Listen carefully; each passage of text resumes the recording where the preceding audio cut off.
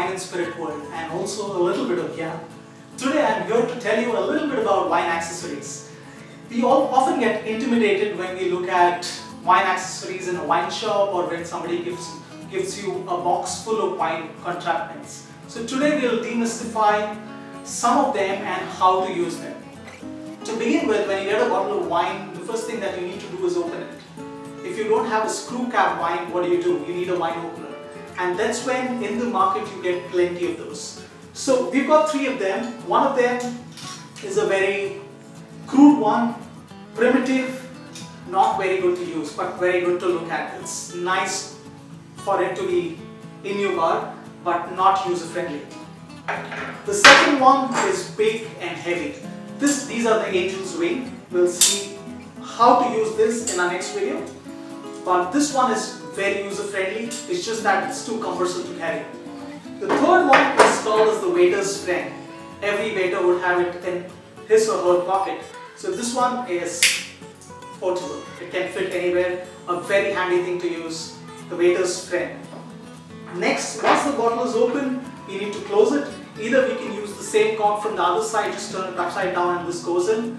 But a more posher way to do it is use something like this. This one fits in just like this. And it looks very neat.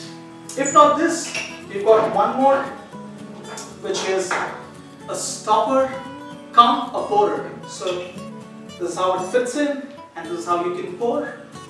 However, I still haven't opened it. There's a little knob which closes the wine.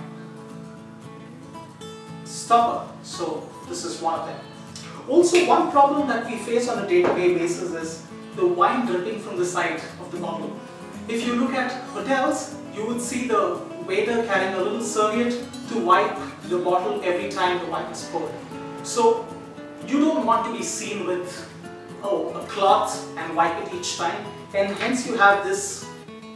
It helps you catch all those drips. So it fits on the neck of the bottle just like this. It has sponge inside, a layer of sponge. It goes in every time you pour and put it back on the table. All those drips are collected right in here. So it really helps you, your tablecloths from having those smudges of red wines. So this is the drip.